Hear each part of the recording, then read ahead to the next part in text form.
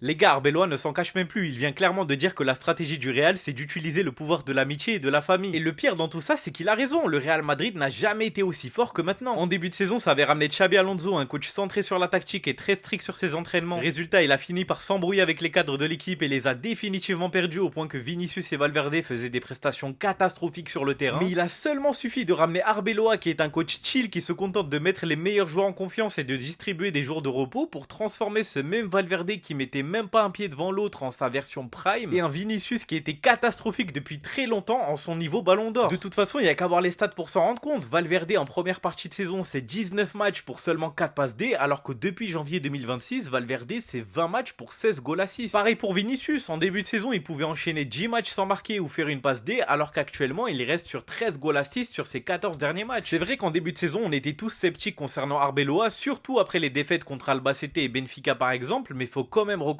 que ces derniers temps, il fait un très bon boulot avec ce Real Madrid qui pour le moment reste toujours dans la course en Liga et en Ligue des Champions.